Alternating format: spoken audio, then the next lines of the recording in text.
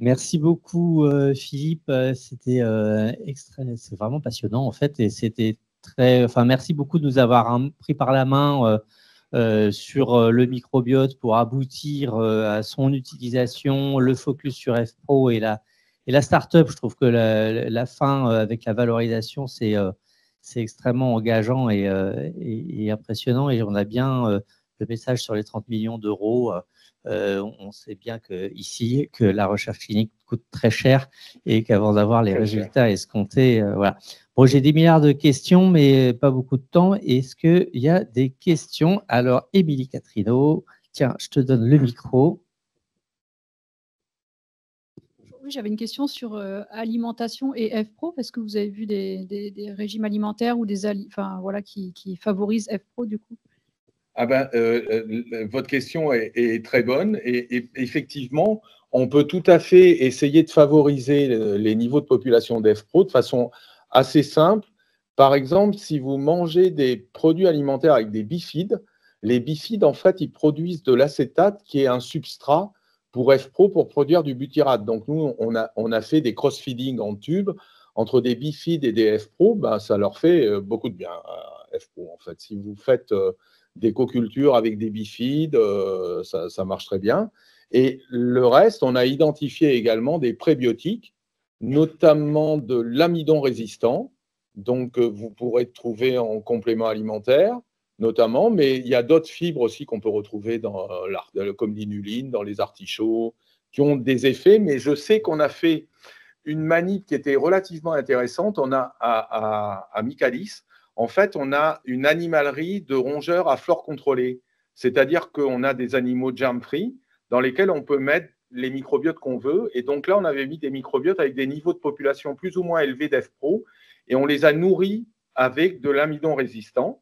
Et donc, ceux qui, par exemple, avaient des microbiotes humains avec peu d'FPro, si on les nourrissait avec l'amidon résistant, ils atteignaient le niveau maximal d'FPro. Donc, c'est une façon également d'entretenir son microbiote et d'entretenir son niveau de population d'FPro. Ça, on peut tout à fait le faire via l'alimentation en mangeant des fibres ou des compléments alimentaires avec de l'amidon résistant. Voilà. D'autres questions? Oui, Florent.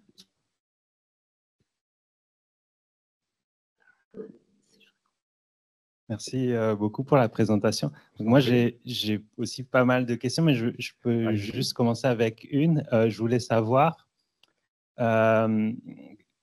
quand, vu la complexité et la spécificité du microbiote humain, pour moi, ça paraît logique de me dire des compléments probiotiques vont difficilement avoir un impact puisqu'on peut le détruire à 98%, il revient comme il était. Donc, comment vous expliquez l'efficacité de votre traitement avec une seule espèce bactérienne et éventuellement, comment ça va s'appliquer à toute une population qui va avoir des microbiotes différents Là, la question que vous posez, en fait, c'est l'histoire de la médecine personnalisée quelque part. Et en fait, ça pose effectivement un problème. Nous les résultats qu'on a eus avec, notamment en immunothérapie, là, où on détruit le microbiote, vous induisez un cancer, vous mettez des immune checkpoint inhibitors, vous n'avez pas d'effet et vous rajoutez votre seule bactérie, vous restaurez l'efficacité. On a été les premiers surpris. Donc, on n'a pas de réelle explication, mais c'est effectivement extrêmement surprenant. Et pour c'est difficile, c'est un peu pareil. C'est difficile, en fait, il faut partir de la base que le seul traitement qui marche, c'est des traitements du transfert de matière fécale. Et là, au moins chez la souris, avec une seule bactérie, on les protège de la sporulation d'essais difficilés qu'ils hébergent. Donc, votre question est complexe et je n'ai pas de réelles réponses à vous apporter parce que, effectivement, c'est surprenant. Et non, mais je trouve que c'est une super bonne question. Effectivement, c'est un vrai sujet, mais du coup, les essais cliniques vont sûrement montrer qu'il y a des sous-populations, des clusters, etc., qui répondent mieux que d'autres. Sans doute. Et même au sein des Mickey, peut-être. C'est sûr. Là, déjà, pour le recrutement des patients Mickey, quand on parle de médecine personnalisée, on ne va pas prendre des patients Mickey qui ont beaucoup de fécalibactérium, déjà, pour essayer d'optimiser le potentiel effet qu'on pourrait avoir. On est obligé de stratifier quand même quelque part nos patients. Déjà, on le fait.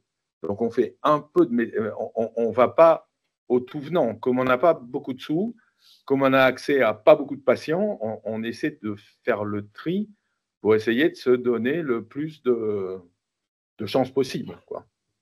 Est-ce que vous pensez que le F Pro, c'est aussi peut-être un cheval de Troie, c'est-à-dire que en favorisant l'activité de F Pro, vous favorisez d'autres souches qui sont intéressantes?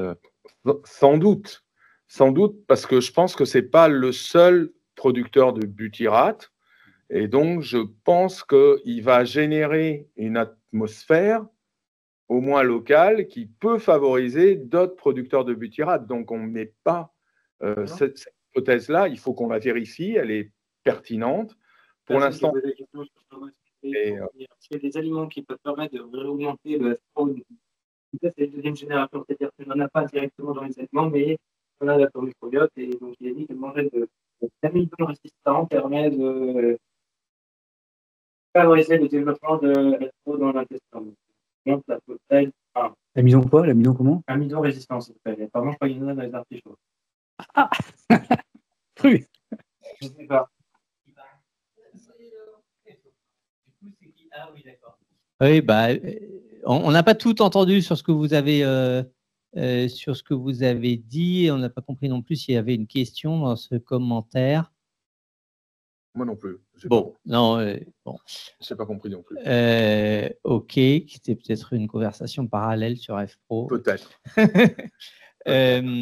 En tous les cas, du coup, moi, je quand même, pour parler un peu, sortir de l'intestin. Donc, est-ce qu'on pourrait se dire que c'est un anti-inflammatoire qui dépasse les... Parce que tu as bien vu, enfin, tu commences sur le cancer non à petites cellules. Ouais, parce que c'est pareil, pour le cancer, on n'a pas la moindre idée de la... D'ailleurs, on a eu beaucoup de mal à publier ce papier. Il est publié dans un journal relativement correct, mais voyant ce qu'on avait obtenu, on pensait le publier bien mieux. Mais ce qui manque, c'est le mode d'action. Ils nous disent c'est beau, tu es tout seul, tu augmentes l'efficacité de l'immunothérapie, mais explique-moi comment tu fais. Et ça, pour l'instant, on n'a pas de clé. Et donc, par rapport à ce que tu suggères, effectivement, c'est un anti-inflammatoire, mais des fois, dans le labo, ils nous disent c'est un vrai couteau suisse, F-Pro, parce que là, tu viens de l'utiliser contre la grippe et ça marche aussi contre la grippe. Donc, nous, on comprend plus tout, quoi. Voilà. Ouais, mais contre la grippe, c'était comme anti-inflammatoire, non? C'est un anti-inflammatoire, oui, c'est ça. Ouais. Et du coup, c'est quand même... c'est dans l'axe intestin, poumon et tout. On ne s'attendait pas à avoir des résultats aussi significatifs non plus. Est-ce qu'il y en a dans le microbiote pulmonaire?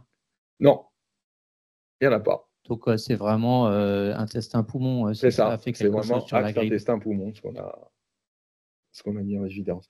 Mais là, pour l'instant, ces travaux-là, par exemple, Excellium, ça ne les intéresse pas. Parce qu'en fait, Excellium, ils considèrent qu'ils veulent développer un médicament. Bah, à ses investisseurs, il n'a pas dit on va faire un complément alimentaire, il a dit on va faire un médicament. Et donc là, les compléments alimentaires pour prévenir la grippe, ça ne l'intéresse absolument pas. Donc, on a déposé le brevet et il nous a dit tu peux aller le proposer à d'autres, mais nous, on ne fera pas. Voilà. Donc, parce qu'après, quand vous montez une boîte, ça c'est une autre leçon, c'est que vous n'êtes plus boss de la boîte. Vous la montez, vous êtes actionnaire, vous êtes CSO, mais celui qui décide tout, c'est Benjamin. Voilà. Donc, nous, on était tout contents des résultats qu'on avait eus. Lui, c'est focaliser médicaments. Il a une sorte de contrat moral aussi avec les investisseurs à qui il leur a dit je vais développer un médicament. S'il se pointe et qu'il leur dit je développe un complément alimentaire, c'est qu'une histoire de sous, tout ça. Hein.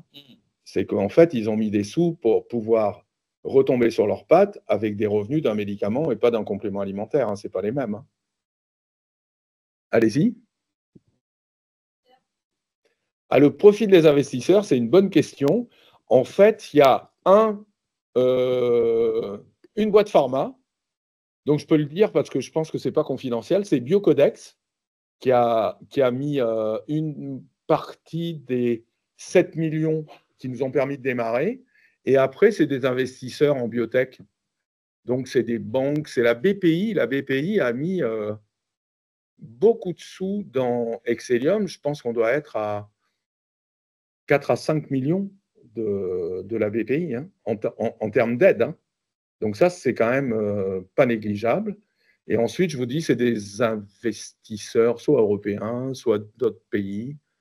Mais aujourd'hui, la levée de fonds, ça a l'air d'être un sport compliqué, et notamment en France.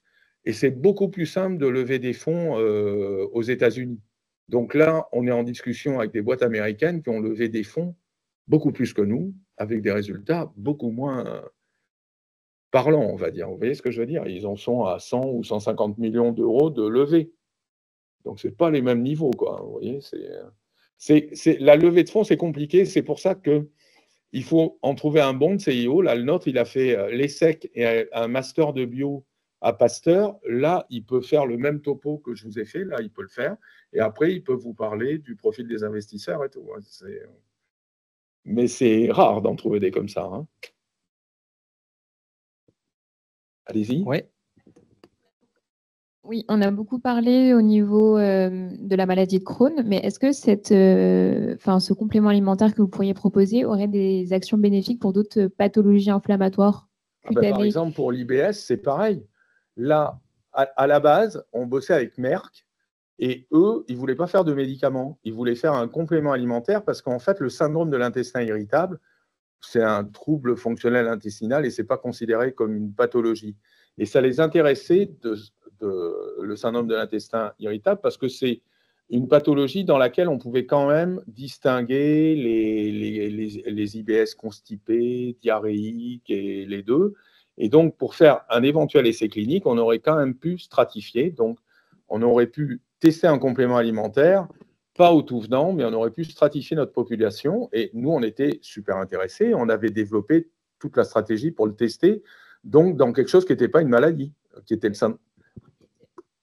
Comment cette maladie, on ne peut pas appeler ça vraiment une maladie, mais ce syndrome est diagnostiqué, c'est plutôt par piste à la fin de trouver quelque chose qui est plus souvent induit par le stress ou... Oui, tout à fait. Ça peut être des constipations, des maux de ventre, Mais il n'y a rien de je pense que c'est entre guillemets qui est... Je pense que c'est 30% des consultations des gastro-entérologues de ville, ces troubles-là.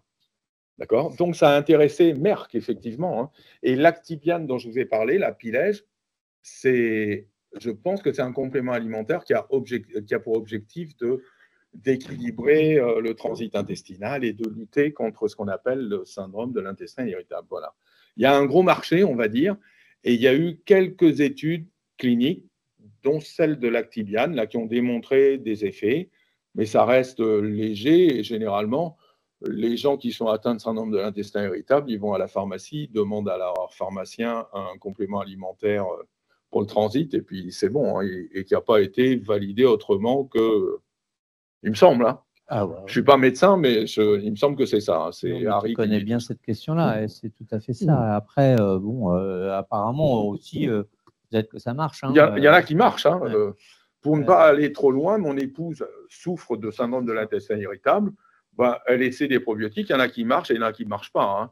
Et ils n'ont pas fait l'objet d'études cliniques, pas du tout. Hein. Mais il y en a qui marchent. Voilà. Mais tu parlais de la médecine personnalisée, je crois qu'on est en permanence avec des gens chez lesquels ça va faire quelque chose, des gens chez lesquels ça ne fait rien.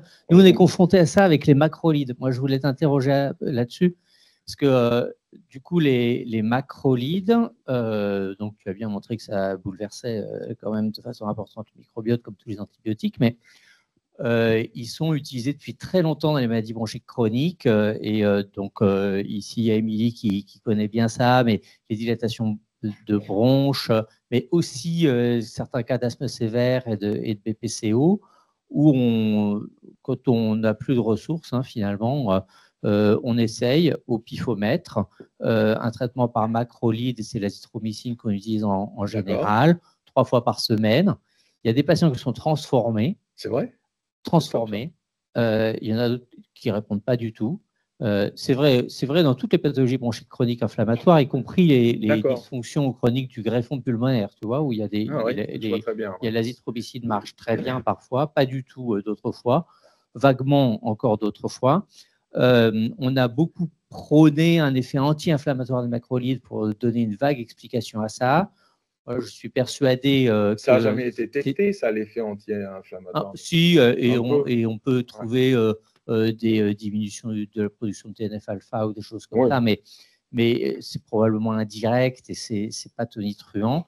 En revanche, l'hypothèse quand même, c'est que ça passe par une modification du microbiote favorable chez certains patients, inutile chez d'autres, et on aimerait bien savoir, c'est un peu le but du travail qu'on fait avec Vinciane. Avec Vinciane, c'est ce que j'allais dire.